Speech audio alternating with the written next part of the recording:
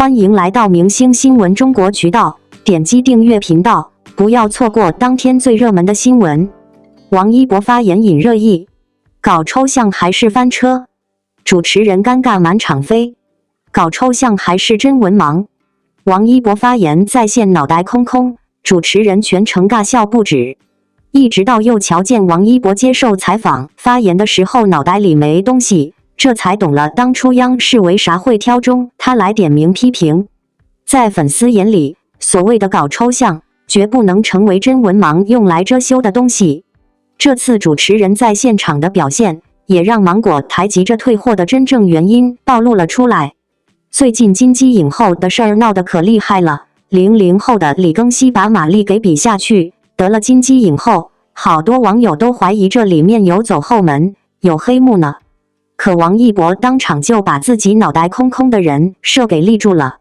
王一博凭借热烈获得了金鸡奖最佳男主角的提名，虽说最后没能当上影帝，不过能获得提名那也是莫大的荣耀啊。这么着，在后台的时候主持人采访剧组还专门说起这事儿，就盼着王一博能讲讲自己的看法呢。毕竟这是继无名之后的又一次提名呢，当时还被人吐槽是文盲，现在正好借着这个机会来证明自己呀。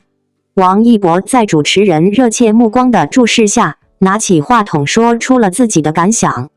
特别荣幸，自己简单说了一句话表达感受，主持人当时就愣住了，然后急忙接上话，让王一博再多说一些。而王一博接下来的举动，直接让主持人尴尬的想找个地缝钻进去。特别荣幸，超级荣幸，极其荣幸，万分荣幸。粉丝看到这情景，直接大喊王一博是内娱里鲜活真实的人，完全就是搞抽象的神一般的存在，随口一说都像是在抖包袱呢。王一博刚说完这话，旁边的主持人和嘉宾就都尬笑起来，想把这闹剧遮一遮。毕竟在这种场合，适当的搞笑没什么问题，可这么抽象，是不是对这个场景不太尊重呢？评论区里又有人开始议论王一博没文化这事儿了，毕竟他自己也说过会努力学习，多增长些知识嘛，所以又在瞎胡扯呢。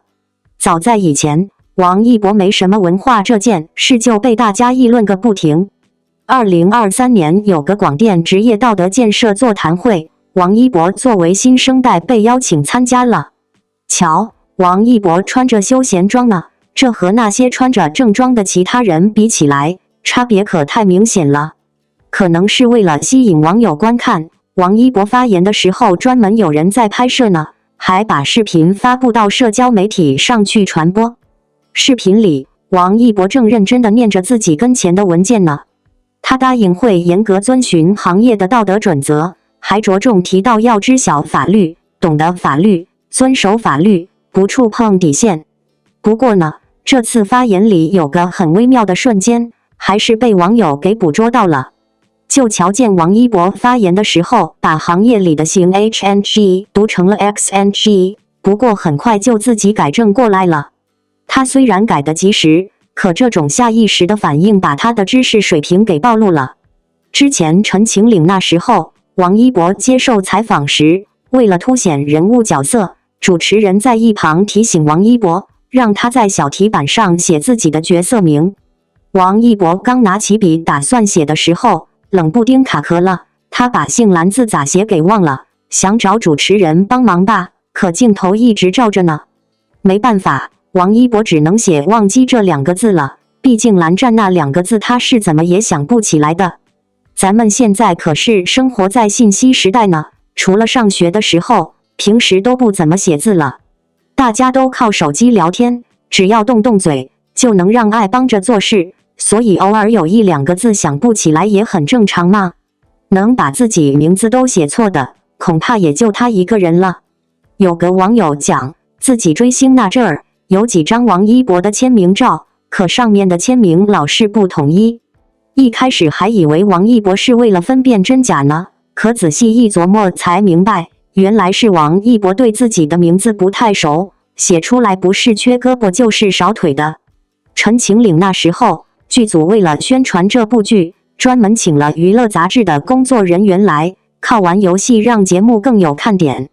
那时候在你画我猜这个环节里，肖战都使出浑身解数去描述那个成语了，可王一博就是怎么也猜不出来。肖战都被弄得说出了和鳖有关的成语，王一博呢，还在那仔细琢磨呢，最后说出了一个伸手抓鳖。要不是肖战明明白白地说出来，王一博估计到猴年马月都还不知道瓮中捉鳖这个成语呢。当时就有网友吐槽王一博文化水平不咋地，就这水平还能在芒果台当主持人，是不是靠关系走后门了呀？后来呢，王一博转发天天向上的一条微博的时候，居然出了个常识性的差错。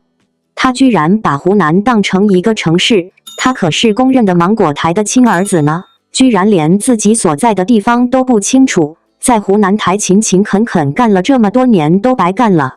而且啊，把湖南当成城市这事儿就够离谱了，王一博有时候还不识字呢。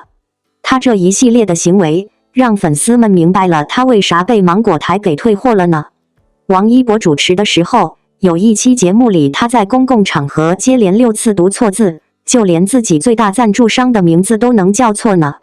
就看见节目里赞助商的口号是在线学英语，孩子口语棒，学习强。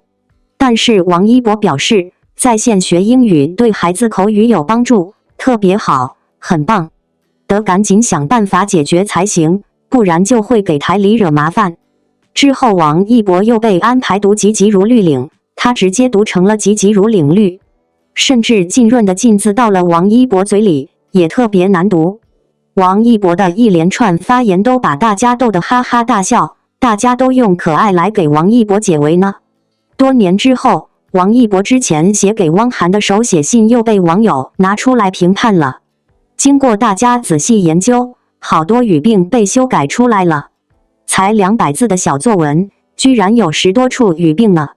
标点符号用错了，用词不准呀，句子不通。